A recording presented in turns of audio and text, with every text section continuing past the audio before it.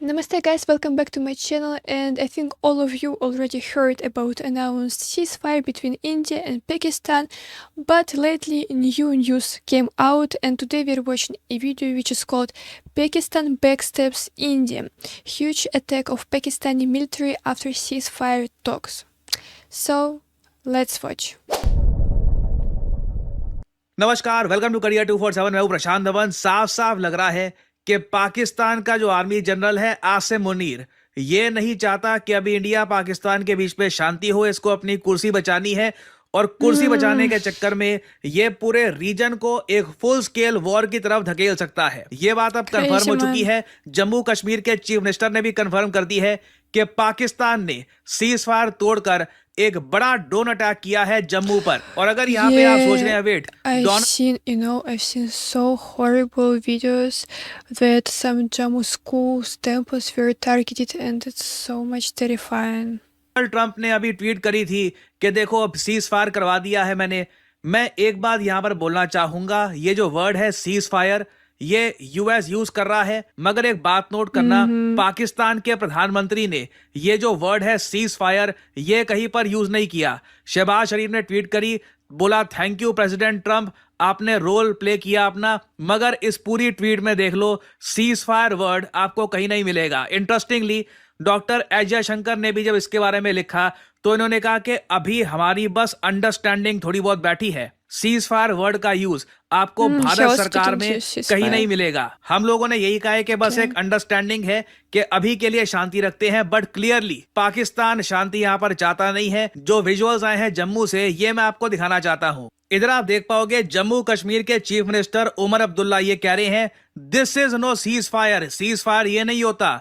The air defence units in the middle of Srinagar just opened up. फिर से Israel Gaza iron डोम जैसे दृश्य देखने को मिल रहे हैं श्रीनगर में। हमारा मिसाइल डिफेंस सिस्टम अभी फायरिंग स्टार्ट कर देगा पाकिस्तानी ड्रोन्स के अगेंस्ट। ये हमारा एयर डिफेंस सिस्टम एक्टिवेट हो चुका है। सो क्लियरली पाकिस्तान इस वक्त युद्ध विराम चाहता नहीं। एटलीस्ट एक्चुअली हो यहाँ पर क्या रहा है, जहां तक मैं समझ पा रहा हूं, आसिम मुनीर को पता है कि इस स्टेज पर अगर शांति हो जाती है ना, पाकिस्तान की जनता ही उसको उखाड़ फेंकेगी। क्योंकि आसिम मुनीर ने रिसेंटली ही जो अपना टेन्योर है ये पाकिस्तान में कानून चेंज करके 3 साल से 5 साल का कर दिया है। पहले जो आर्मी जनरल का टेन्योर था 3 साल का हुआ करता था, इसने रिसेंटली कुछ चेंजेस करवा लिए। आप ऑब्वियसली समझ सकते हैं, इन्फ्लुएंस से पाकिस्तान की सरकार से चेंजेस करवा लिए। अब पाकिस्तान का ये आर्मी चीफ रहेगा 2027 तक। और raw research and analysis wing के जो पूर्व चीफ रह चुके हैं, उन्होंने एक बात नोट करी है, इतिहास पढ़ लो, जब भी आर्मी चीफ के जो टेन्योर है ये एक्सटेंड किए गए हैं ना, तो प्राइम मिनिस्टर को ये फिर हटा देते हैं और कुछ ना कुछ तख्ता पलट हो जाता है। बताया जा रहा है आसिम मुनीर का प्लान ये है कि ये जनरल परवेज मुशर्रफ की तरह हो सकता है, प्रेसिडेंट आर्मी चीफ टाइप का बन जाए कि पीएम को भी हटा लिया, सरकार पे भी कब्जा कर लिया, यही सरकार है, यही मिलिट्री है, he will be the most powerful man in Pakistan. और उसके बाद 2027 के भी आगे ये चाहता है कि ये पाकिस्तान में पावर में रहे। ऑब्वियसली आप समझ सकते हैं, इंडिया से इतनी बुरी तरीके से मार खाने के बाद ये लंबे समय तक पावर में नहीं रह पाएगा। अभी रिसेंटली रिपोर्ट्स आ रही थी कि आसिम मुनीर के आसपास के जनरल्स ही हो सकता है इसके अगेंस्ट कू कर दे। तो इसको पता है कि अभी कुछ करना पड़ेगा, इसको एक आप कह लीजिए अपनी जनता के सामने परोसना होगा कि देखो मैंने ये कर दिया, तभी ये 2027 तक तो एटलीस्ट अपनी कुर्सी पर बैठा रह सकता है। और आप एक बार सोच कर देखो आसिम मुनीर की सनक कितनी ज्यादा है। He has a very big influence on Pakistani army in general, in their government, and he doesn't want ceasefire just because he wants to save his place. Donald Trump की बेइज्जती करने को तैयार है। आप सोच कर देखो, ट्रंप ने ओपनली ट्वीट करी है कि मैंने सीज फायर करवा दिया। ट्रंप की जो फॉरेन अफेयर्स कमेटी के लोग हैं, उन्होंने ट्रंप के नोबेल प्राइज का भी बोलना शुरू कर दिया कि ये तो प्रेसिडेंट ऑफ पीस है, हर जगह पीस फैलाते हैं। अब आसिम मुनीर का दबदबा ऐसा है, इसने पाकिस्तानी मीडिया को भी ऐसे पकड़ रखा है। आप देखोगे थंबनेल पर आसिम मुनीर दिखेगा, शहबाज शरीफ गायब है, इनके वो पढ़ लो, टाइटल पढ़ लो न्यूज के, ये इनके मैं आपको बता रहा हूँ मेन स्ट्रीम न्यूज आउटलेट्स है जो बाय द वे इंडिया में बैंड है। बस इनके थंबनेल दिखा रहा हूँ आपको ये समझाने के लिए कि ये आज के समय क्या बातें कर रहे हैं। ये कह रहे हैं जी पाकिस्तान का मिसाइल अटैक हुआ है, इंडिया डेवास्टेटेड है। आगे कहते हैं जी ये पाकिस्तान दिल्ली कब्जाने वाला है। तो ये लोग अपनी जनता को इस टाइप की न्यूज फीड कर रहे हैं। लग रहा है कि इंडिया को ये एक आखिरी अटैक देकर ना फिर बोलेंगे अच्छा ठीक है अब शांति कर लो। अब आसिम मुनीर के पास इतना आप कह लीजिए चूरन आ चुका है जो अपनी जनता को ये लंबे समय तक खिला सकता है। मगर सवाल ये आता है कि पाकिस्तान ने देखो पहले तो ट्रंप का मजाक बना दिया दुनिया भर में, साथ ही साथ भारत के साथ विश्वासघात किया। फिर से जो भी आप कह लीजिए अंडरस्टैंडिंग को लेकर इनके पीएम ने भी कहा था क्या हम पीस की तरफ बढ़ेंगे। 2 घंटे के अंदर अंदर अटैक कर दिया है जम्मू को अपने ड्रोन से, और ये एक बड़ा अटैक था। इनका मीडिया भी देख लो इंडिया के अगेंस्ट बोल रहा है। ये सब कुछ प्री प्लान्ड है।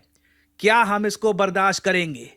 मैं पहले भी कहता आया था, आई थिंक हम सब लोग कह रहे हैं, हम सब लोग लिटरली गुहार कर रहे हैं सरकार से, ये एक गोल्डन अपॉर्चुनिटी है, इसको जाने मत दो। और प्रॉब्लम ये है कि आसिम मुनीर जैसा संघीय आदमी एक तरफ वहां पे है, पीएम मोदी के सामने जो डिसीजन है वो आसान नहीं है। मैं आपको ये बता दूं, जब पाकिस्तान भारत पे ड्रोन अटैक करता है ना, उसके बाद ये कमर्शियल फ्लाइट्स उड़ानी स्टार्ट कर देते हैं अपने देश में। पता है क्यों?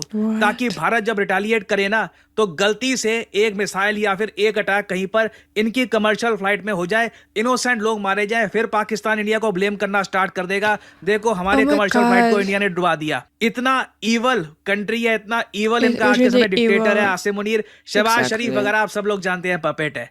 आसिम मुनीर का मन करेगा इन सबको प्लेन में बिठाकर लंदन भेज सकता है, नवाज शरीफ वगैरह सबको निकाल सकता है। आसिम मुनीर आज के समय सब कुछ कंट्रोल कर रहा है।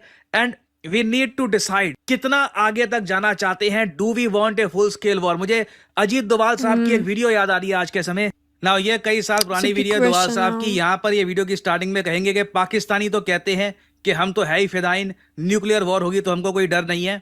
भारत को मन बनाना होगा कि तैयार हो कि एक न्यूक्लियर वेपन वाले कंट्री से लड़ने में। ये जो क्लिप है मैं कहूंगा बहुत इंपॉर्टेंट है। जब हम कहते हैं ना कि फुल स्केल वॉर, ये शब्द हमको याद रखने होंगे। 30 सेकंड की क्लिप है, ये देखना।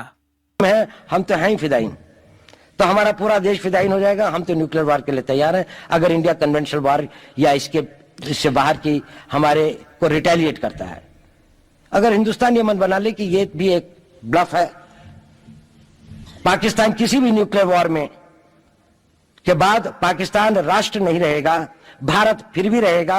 अगर कुछ नुकसान हुआ भी तो जितने बचेंगे वो फिर भी इतने काफी होंगे कि दुनिया के ऊपर में अपनी उसको ये शब्द बहुत भारी है। और जब हम सोचते हैं ना इसके बारे में, तब वजन महसूस होता है एक फुल स्केल वॉर का। कि अपने प्रधानमंत्री जी को हम जब बोले कि फुल स्केल वॉर कर दो, जिसकी एक बहुत बड़ी पॉसिबिलिटी है कि फिर बात न्यूक्लियर की तरफ जाएगी, क्योंकि पाकिस्तान के पास इतनी कन्वेंशनल मिलिट्री में पावर बची नहीं है। ये पिछले 3-4 दिनों में इनका फ्यूल, इनके एमिनेशन का क्या हाल है दुनिया को पता लग गया आज के समय। तो ये बात हमको सोचनी होगी कि क्या हम तैयार हैं उस चीज के लिए कि कल को अगर मान लो पाकिस्तान यूज कर देता है न्यूक्लियर वेपन्स, हमें जो नुकसान होगा क्या वो हम we are okay with that?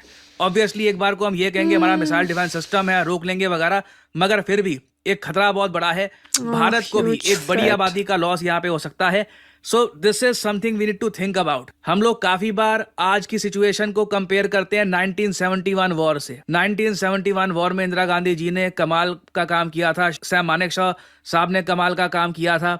Bangladesh एक जो कंट्री आज के समय बना हुआ है उसी वॉर का नतीजा है। बिल्कुल पाकिस्तान को हमने तोड़ के अलग कर दिया था, बट उस वक्त 2 चीजें अलग थी। पाकिस्तान के पास न्यूक्लियर वेपन नहीं थे। दूसरी बात, इंडिया और पाकिस्तान की इकोनॉमीज में इतना फर्क नहीं था। आज के समय हम लोग एक बेहतर भविष्य की तरफ बढ़ रहे हैं, चाहे धीरे बढ़ रहे हो, ये प्रॉब्लम है, टैक्स ज्यादा है, वो सब अपनी जगह है, बट हम एक बेहतर भविष्य की तरफ बढ़ रहे हैं। पाकिस्तान रिवर्स गियर में जा रहा है। तो ये सब सवाल देखो हमें सोचने होंगे। और आई थिंक पीएम मोदी भी आज के I want to say at this point that of course if a full just scale war starts, then of course it will be very hard for Indian economy and like a lot of questions about हमें it. इन्हीं decisions के साथ एक solution निकालने की कोशिश कर रहे होंगे कि क्या करूं, क्या फुल स्केल वॉर कर दूं पाकिस्तान के साथ? जो होगा देखा जाएगा। कल को जो भी होता है, हिस्ट्री बुक्स में जो भी मेरे बारे में लिखा जाएगा कि मेरे अंडर ये सब हुआ, विल दैट बी अलाउड? तो this is a difficult decision. Please मैं आप सबसे रिक्वेस्ट करूंगा, इसको ओवर सिंप्लीफाई मत करिएगा। देखना होगा कि इंडिया यहाँ पर क्या रास्ता अपनाता है। अभी वैसे कुछ रिपोर्ट्स आ रही है कि हमने पेशावर में, पाकिस्तान का एयरबेस है, वहां पर फिर से इनको अटैक करना स्टार्ट कर दिया है। सरप्राइज मत होइएगा, जो ये कॉन्फ्लिक्ट है अचानक से फिर तीव्रता पकड़ ले और लिटरली डोनाल्ड ट्रम्प को कुछ बड़ा ही करना पड़े तो ही जाकर आसिम मुनीर थमेगा। अभी के लिए देखिए प्रॉब्लम यही है, Pakistan is being controlled by a crazy dictator और वो अपनी कुर्सी बचाना चाहता है, उसके लिए डेस्परेट है। और इतिहास पढ़ लो, ऐसे डिक्टेटर बहुत ही डेंजरस होते हैं, काफी बार पूरे रीजन को डुबाते हैं। तो इन द फ्यूचर कुछ अपडेट्स आती हैं इससे रिलेटेड, मैं आपके लिए अपडेटेड वीडियोस लाता रहूंगा। Honestly, guys, I have a lot of thoughts in my head after watching this video, and maybe my speech is going to be really messed up, but I want to give my opinion on this conflict. First of all, I want to say that Asim Munir is a totally sick person with a terrorist mindset, and I can't just understand his behavior. I think that nobody can understand it. He wants to destroy his country, he wants to destroy India, he wants to destroy the whole world.